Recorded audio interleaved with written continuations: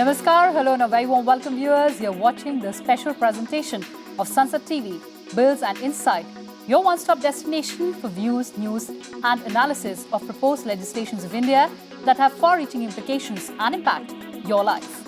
I'm your host Kruti Mishra, and today the spotlight is on the Limited Liability Partnership Amendment Act of 2021. LLP is an alternative corporate body form to traditional partnership firms. Under LLP, a partner's liabilities are limited to their investment in the business. The amendment converts certain offences into civil defaults and changes the nature of punishment for these offences and aims to facilitate ease of doing business and encourage startups across the country. Let's take a look at the highlights of the amendment. The amendment seeks to decriminalize certain offences and increase flexibility with regard to compounding of offence. The amendment also provides for the formation of small LLPs in line with small companies as provided in the Companies Act. The amendment seeks to empower the central government to establish or designate special courts for the conduct of trials relating to offences under the 2008 LLP Act. So what are the amendments to the Limited Liability Partnership Act of 2008? Let's take a look at this comparative analysis. The Act of 2008 specifies the manner of operation of LLPs and provides that violating these requirements will be punishable with a fine. There were 24 penal provisions, 21 compoundable and 3 non-compoundable ones. The amendment decriminalizes 12 of these offences. The Act states that the central government may direct an LLP to change its name on certain grounds, such as the name being undesirable or identical to a trademark pending registration. Failing to comply with such direction is punishable with a fine ranging from 10,000 to 5 lakh rupees.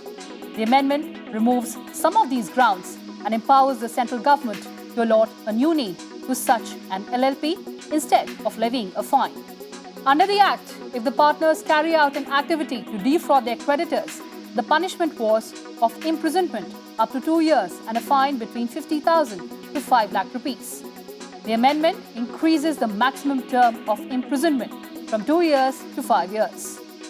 Under the Act, non-compliance with an order of the National Company Law Tribunal is punishable with imprisonment up to 6 months and fine up to 50,000 rupees. The amendment removes this offence. The amendment also provides for formation of a small LLP where the contribution from partners is up to 25 lakh and may be increased up to 5 crore. The turnover for the preceding financial year is up to 40 lakh and may be increased up to 50 crore. The central government may also notify certain LLPs as startup LLPs as recognized through notifications. And for deeper understanding of these amendments, I'm joined by an illustrious panel of guests. So we have with us Mr. KVR Murthy, Joint Secretary, Ministry of Corporate Affairs. He's joining us through virtual platform from the National Capital. And in the studios, we have with us Ms. Survi Devra, founder, CareerGuide.com. She's a well-known entrepreneur. Welcome to Sunset TV, both of you, and thank you so much for joining us. And also in the studio, we have with us a very vibrant audience. Some of them are students and some of them are budding entrepreneurs. I welcome all of you on Sunset TV. And before we commence our discussion, let's take a look at how our parliamentarians debated this bill. Cooperative banks are easily accessible to the people of living in villages. It can be excluded from that bill. I will support this welcome in the bill. Thank you. This is a very timely bill. It will help the startups. It will also help a lot of these limited liability partnerships which are professionals, chartered accountants, cost accountants. All of them will benefit by ease of doing business and also by removing the criminality. And Mr. Murthy, let me commence the discussion with you. Before we get into the specifics, please help us understand the difference between LLPs and traditional partnership firms for better understanding of these amendments. Businesses in India are broadly of 4 types. At the lowest level, you have the proprietorship concerns, which are unregistered typically, and they are not very well regulated. Above them are the partnerships which are there. They could be registered or unregistered also. Above them are the limited liability partnerships, and at the highest levels of the corporate governance, insofar as legal provisions go, companies are there. within companies, there are many types of companies, but the limited liability partnership, which we are discussing today, is a hybrid concept between what is traditionally called as a company and what is a largely unregulated kind of partnership in the unorganized sector. So the limited liability partnership is an alternative corporate business vehicle that provides the benefit of limited liability, which is otherwise available to companies, but not available to a unregistered partnership, unincorporated partnership, or an unincorporated proprietary kind of concern, while also giving its members the flexibility and the freedom to organize their internal structure as a partnership based on a mutually arrived at agreement. So the duties, responsibilities, as well as the rights of individual partners can be mutually arrived at in the agreement, and that agreement is also filed on the registry, so as to be available for public consumption.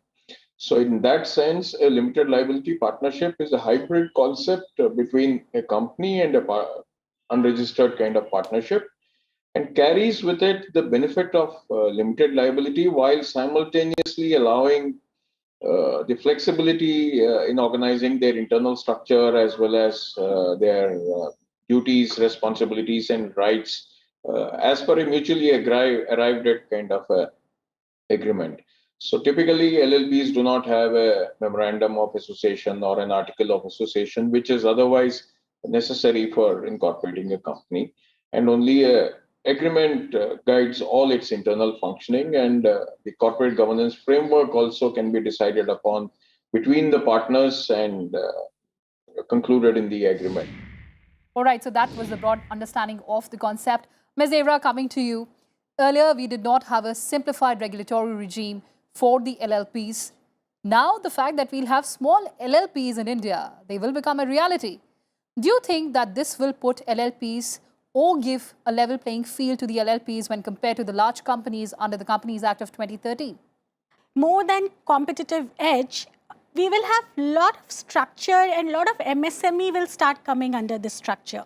And as a nation, we have real large number of MSME where we don't have enough data also around it.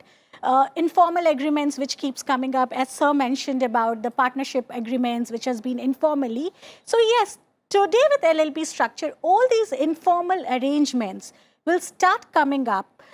It will be formally registered, and with all the, all these small things which sounds more like common sense now when the amendment bills have come in, that basic things which were criminal offenses like not filing returns, etc., are decriminalized. So I believe, yes, this becomes competitive. I can start my business without much regulation, without, as Sir was talking about, I don't need too many shareholding structure, memorandum, article of association, auditing, filing. A basic fixed cost goes in when I'm registering a company, a private limited company. But I can do away with those small expenses and I can put my energy into running my business, set up a small partnership LLP which comes with limited liability, because now this partnership firm has its own legal entity. Yes. Individuals, the partners in it are not abide by something misdoing with other partners. So I believe lot of MSME will start getting into this formal structure. But that's a very important point that you said about decriminalizing certain offences. Let's get a fair understanding from Mr. Murthy. Mr. Murthy, the bill amends certain sections of the Act so as to convert offences into civil defaults and to convert the nature of punishments to monetary penalties. Take us through important ones that have been decriminalized, sir. Well, this act is all about taking forward the vision of the Government of India towards creating a more conducive and more enabling kind of environment which allows greater ease of doing business for law-abiding corporates and greater ease of living for the citizens of this country. So the principles which we have used for taking forward this vision is that anything which is minor compliance related kind of a default, which is technical and procedural in nature and which does not involve any element of fraud or intent to deceive or injury to public interest, those kind of defaults, we should not be punishing our corporates and the stakeholders who are associated with them with criminal proceedings against them. So this is a fundamental kind of a principle that the government has been working on.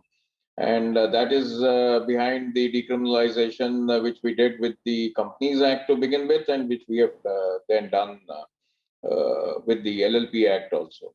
And the second principle that we used was that offences which are more appropriate to be dealt with under other laws, for instance, a classic example is the Contempt of Courts Act.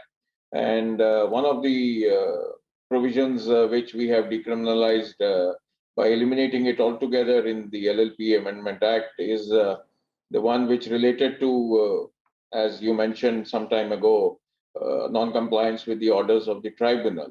So we took the view that when the Contempt of Courts Act provisions are available, there is no specific requirement for another prosecution case to be filed, and the tribunal is very well placed towards invoking its inherent powers of contempt.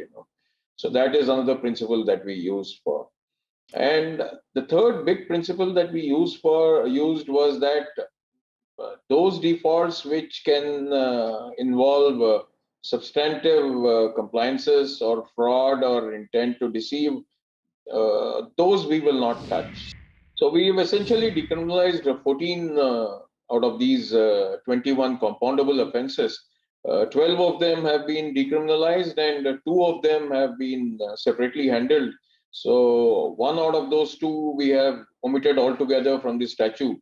And the other one, we have said that there are alternative mechanisms available. So even that need not be here. Offences, let's also talk about special courts. Ms. Devra, the fact that this amendment also provides for special court for the trial. We understand that cost of litigation, time of litigation, biggest bet noir of entrepreneurs and startups. Right. What is your take on this particular amendment? This is fantastic news. This is saying and giving a signal that India is ready to ease environment where one can do business. This is in line with aspiration of New India. We cannot really be stuck with small, first of all, the decriminalization itself is amazing. Otherwise, small things like change of address, that was still a criminal offense with earlier law. Now, with special courts, things are going to move fast. The business will move fast. Entrepreneurs will be encouraged. Small business owners will be encouraged. Business won't be stuck. So that's a beautiful, beautiful intention put forward. And once implemented, we will really see the fast-paced business environment.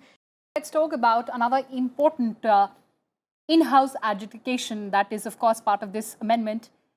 Mr. Murthy, offences that relate to minor or less serious compliance issues are proposed to be shifted to the in-house adjudication mechanism framework instead of being treated as criminal offences. We understand that the Ministry of Corporate Affairs is also working towards setting up an e-adjudication platform as part of the new version of the MCA 21 portal. Sir, tell us more about that.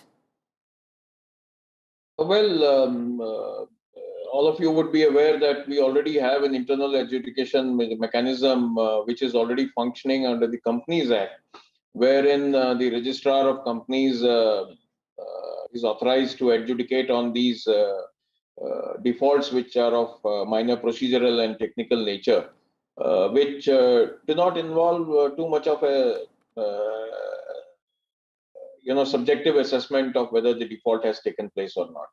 So extending that principle which we had implemented in the Companies Act, we have carried this forward to the LLP Act also, so that stakeholders get the predictability that they require, that even if they commit a small technical or procedural kind of default in the normal course of running their business, then there is a easier mechanism which does not involve the stigma of having to go to a criminal court and have criminal charges being framed against them. So it's a very simple mechanism whereby the default is objectively determined, and then the ROC proceeds to adjudicate on that with the levy of a monetary penalty.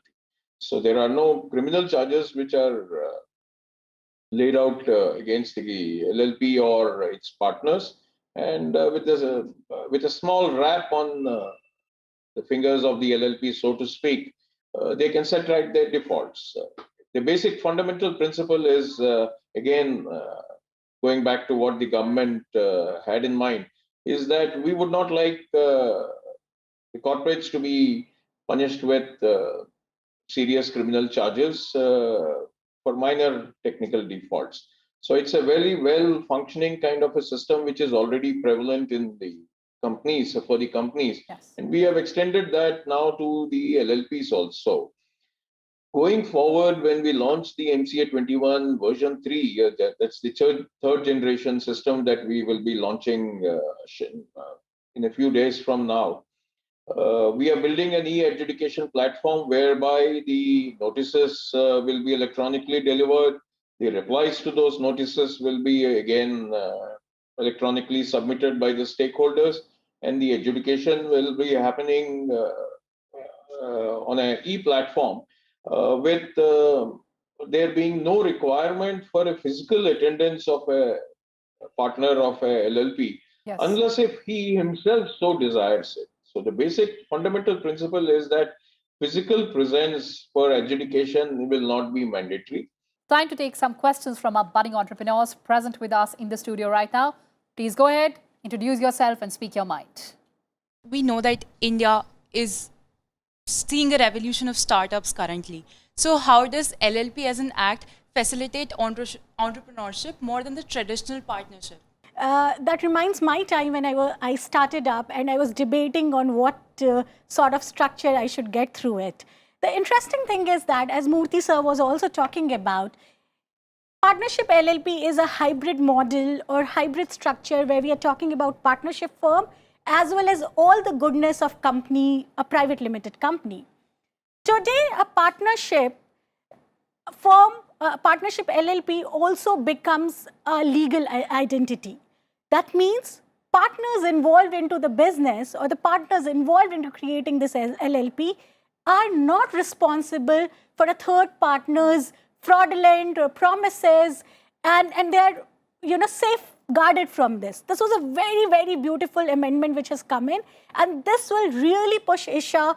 Lot of startups, lot of new businesses coming up, going away and thinking of setting a private limited company, which is a sizable effort in terms of time, money, paperwork, compliances, year on year.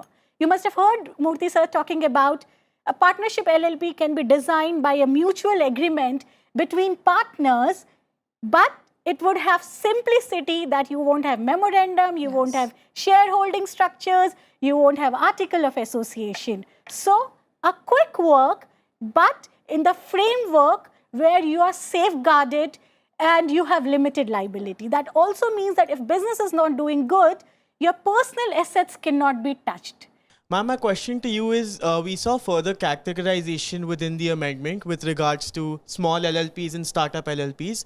How do you think that these two categorizations will be beneficial, especially for entrepreneurs and people who don't have as much capital in running their business in the new India that we have today? Sure. Advait, amendment does not really talk much about these changes. Whereas to all the policymakers and Mr. Murthy and all his team, I would say keeping less and less of, categorization would really further ease the entire business process. So yeah, that would be for my side. Let's take Mr. Murthy's response to that.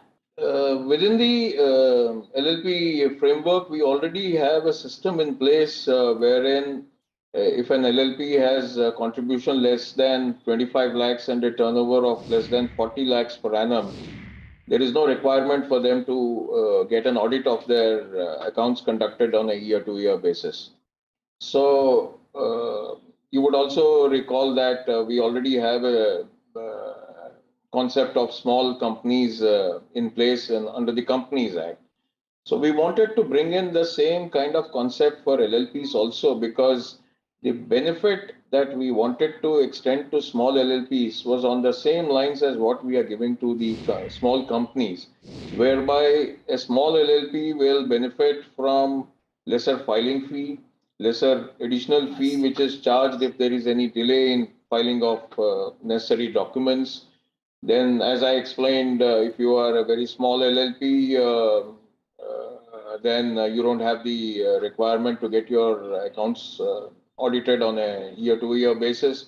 So the costs are much lesser, the compliances are much lesser. Then there is also the benefit for a small LLP that in the event of a default, then the penalty which is charged against the LLP or its partners cannot be more than half of what would otherwise be charged for a similar default to a non-small LLP. So a normal LLP, which is not small, will end up paying double what a small LLP will have to pay in terms of filing fee, in terms of additional fee, in terms of penalty. So there are a number of benefits which will come. And the concept of startup LLP is again leveraged towards helping out our budding entrepreneurs such as you who want to set up their own startup. If you set it up as a LLP and you get yourself registered with the Department for Promotion of Industry and Internal Trade, then DPIIT as it is called, then you get recognized as a startup LLP. And the day you are recognized as a startup LLP, you start getting the incentives under the LLP Act also. I hope that allays the concerns of our budding entrepreneurs. I have time for last two questions. Can we please take that together? We have talked about how this new LLP amendment will help startups. But we also know that big organizations and industries like hospitals are also coming under partnerships, most of them at least.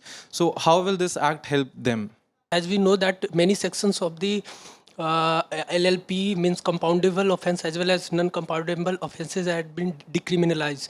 Ma'am, without the fear or something like that, will the compliance of this, all the section will be feasible as far as my views is concerned?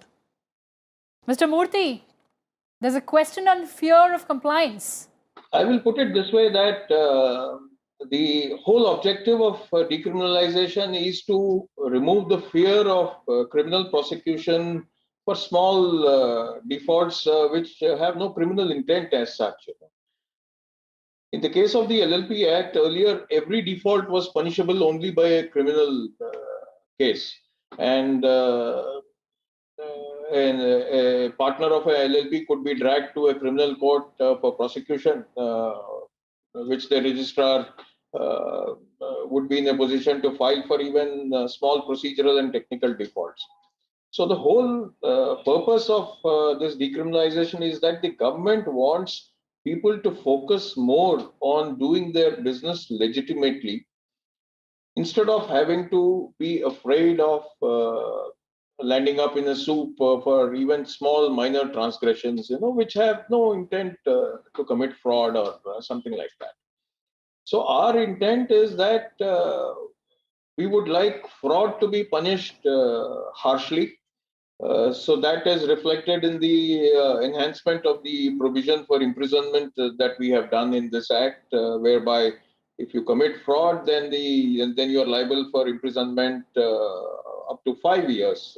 It used to be earlier only up to 2 years. So we have made the punishment for fraud much harsher than what it used to be. But at the same time, incentivized people to conduct their normal, honest business. So the two-pronged kind of approach is that punish fraud harshly, be strict with people who commit fraud, but at the same time create a more conducive environment, create greater ease of doing business for people who are keen to abide by the law. So I would say that these are the twofold purposes that the government of India had in mind, and these have been achieved through this act. And I would encourage all our youngsters to just go ahead and realize their dreams going forth. And become a job giver instead of a job seeker. Time for closing comments from both my guests. Ms. Devra, coming to you first.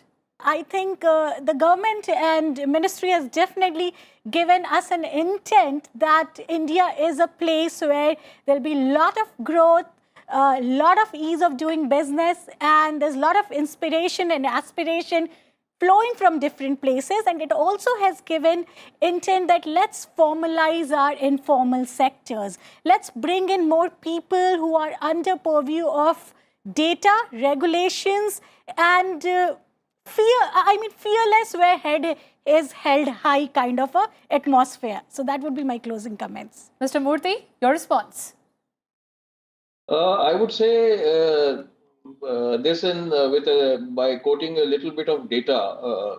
5 years ago, there were less than 1 lakh LLPs in this country. Today, there are about 3 lakh LLPs, and the annual growth in the number of LLPs which are incorporated is between 15 to 20%. So that's a fairly rapid kind of growth. So coupled with the fact that India is one of the most vibrant, has got one of the most vibrant startup ecosystem in this country, and we are in the top 5 economies of the world. I think the message that the government seeks to convey is very loud and clear, that we are here to provide greater ease of doing business for our law-abiding corporates. They need not fear minor transgressions, which could happen in the normal course of conducting business, and they have to focus their energies on building a new India and realizing the vision of the government for a 5 trillion economy at the earliest. So the concept of small LLP is to create a class of LLPs that are subject to less compliance requirements. A more corporate-friendly approach is reflected in the LLP amendment. On that note, thank you so much for joining us, Mr. Murthy and Ms. Devra. Next week, we'll return with incisive analysis of another important bill. Till then, take care and stay tuned to Sansad TV. Namaskar.